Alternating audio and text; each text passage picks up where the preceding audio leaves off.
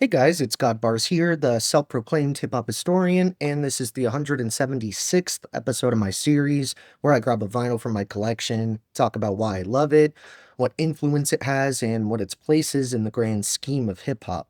So this is one of those holy grail LPs that I mentioned a few videos back, mainly in my review for Big L's Lifestyles of the Poor and Dangerous, where just like that one, it without a shadow of a doubt would have been in my first 15 or 20 uploads had I managed to get them back then. But the positive of it taking so long to find these classics is that I'm over 175 videos in at this point, and I'm still absolutely nowhere near running out of personal favorites to talk about. Not only do I have a couple more essentials in these next 5 uploads that I only managed to find in the last month or two, but keep in mind that's just for the 90s. I have a number of favorites from the 80s, 2000s, and even 2010s that I have lined up for after this set, and it just goes to show the insane level of output that this genre has blessed us with over the years. The one I'm talking about today was no easy find, and unfortunately, it's most likely going to be the only album from this culture-shifting duo I get to cover on the page. Hopefully, they get reissued at some point, but as of now, to my knowledge, there's no existing vinyls of the first two 8Ball and MJG albums, those being their 1993 debut Coming Out Hard, and their sophomore LP On the Outside Looking In released the following year. There are a few extremely expensive promo copies available online, but from what I can tell, there isn't a single one that actually has the cover art. But luckily, I did manage to find a copy of what I view as their magnum opus, 1995's On Top of the World. While 8Ball and MJG weren't quite as early to the game as some of the southern rappers that debuted in the 1980s, like Scarface or DJ Spanish Fly, they were still insanely influential. Countless successful artists and labels that came after this duo, like Outkast, 3 6 Mafia, Cunning Linguists, Big Crit, Master P, and the rest of No Limit Records, Juvenile, Lil Wayne, and the rest of Cash Money, and many more will tell you just how inspired they were by 8Ball and MJG. And the same could be said for another pair of legends that arrived on the scene around the same time, Underground Kings, aka UGK. I feel like Pimp C and Bun B usually get grouped into that same second wave for Southern hip hop, and even though 8Ball and MJG may not have been able to maintain the same consistency in their later output that UGK or Andre and Big Boy did going into the 2000s, their early output was so heavily influential that they're almost always one of the first names you'll hear when a hip hop fan is asked to list out legendary Southern acts. There's a number of factors that contribute to why their music resonates with so many people, but first and foremost, both 8Ball and MJG are skilled, personable, and extremely talented MCs on their own, which both have proved through their solo ventures. They have voices that are easy to differentiate from each other, and they use their technical, tightly executed flows to delve into an array of topics which get expanded on even further in their third studio LP here. Of course, there's plenty of the usual themes that proliferated not just their section of the country, but pretty much every area and decade of rap music, with topics like girls, fancy cars, and the immense struggle of navigating life in the ghetto.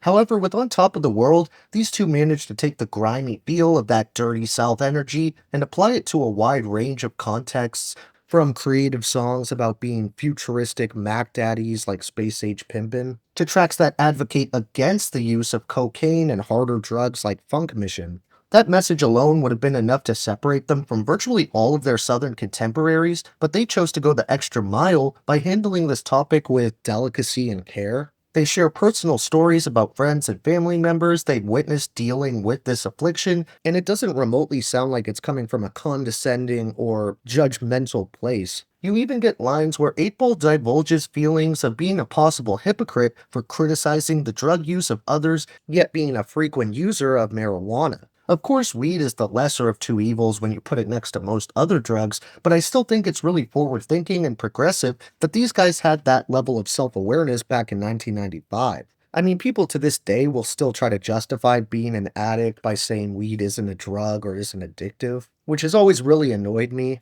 And just to be transparent, I've smoked weed probably every day for a decade, but it's a drug. And personally, I've never really seen a good reason for why it isn't one. All I ever hear is how it's a plant, not a drug, as if cocaine, caffeine, heroin, and a million other drugs don't come from plants. It doesn't inherently mean it's evil or you shouldn't do it, but you shouldn't be in denial about what the thing you're putting into your body is. But drugs is just one of a myriad of themes that this thing touches on, and considering the highest these guys ever got on the charts to my knowledge was their feature on 3 6 Mafia's Stay High, it's pretty clear they weren't some anti-drug act who sat on their high horse, looking down on all the other drug-induced rappers. It's more like 8Ball and MJG just did everything, and attempting to pin them to one specific box as artists is kinda pointless. They display this perfectly on the title track, where each gives a fitting description of their MO at the time. First with 8Ball, who gives us, "Let me drop it on the one, it's the Fat Mac, dope like an 8-ball, that's why some people call me that. Some used to call me Mr. Big, but I had to flip. Now they call me Mr. Ruffle, cause I'm all about my chips. Matter of fact, you need a jackhammer just to dig me. Orange juice and DT, people play it tipsy. It only seems like yesterday thinking back, I had to work a job and hustle just to keep sack. Stuck in Orange Mound, 10 toes down, nowhere to go but up. I'm underground and I'm so down." However, MJG lets you know that deciding the better of the two MCs is no easy task, giving us, "Keep that animosity that you got against me off your chest, cause you can't bring me down even if you tried your best. I guess is what I gots to do, separate myself from the bustas, hang tight with my own crew. Some people hate to see me make, and any opportunity they get where they can hurt me they gon' take. I hate it, but too late and it gets rougher. My chrome-plated thing blew your cover in the gutter. Of the brothers who don't know me well, claim that they do, and persistence turn a lie into the truth ain't no use. First of all, I believe in God. I'm coming out hard, and I can finish anything you can start, cross your heart. As I keep a tight grip on my chrome, cause when I ain't home, it's gonna let me know that I ain't alone. I'm gone. Mentally speaking, MJG, on top of the world, thousands of pearls is all I can see. They took a drastic risk for On Top of the World, with the incorporation of many more G-funk sounds and moments. I think this was genius, especially in retrospect, as I've heard multiple legends from both the West and the South highlighting the similarities between the Bay Area movement in the 90s and the style that many Southern states were starting to come out with around the same time. I think this is mainly due to both areas having such an affinity for slang, and it was sort of a mini movement in itself, with icons from both areas like Tupac and Scarface showing how well they could mesh together. You can hear the West Coast influence in aspects of the production, which is handled completely by T-Mix, but you also get it in some of the guest appearances, which really put the likeness on display by having 8Ball and MJG next to Bay Area pioneers like Mac Mall or E40. There's actually a handful of colorful features that pop up on here, including Big Mike,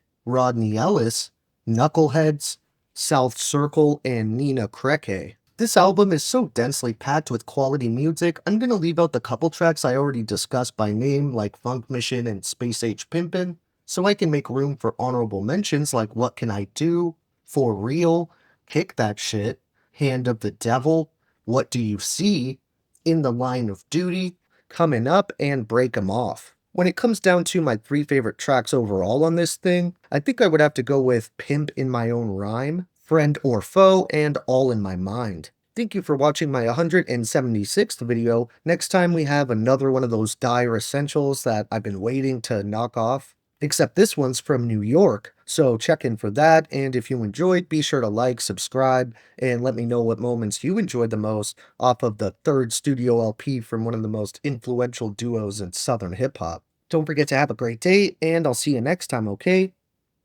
Alright.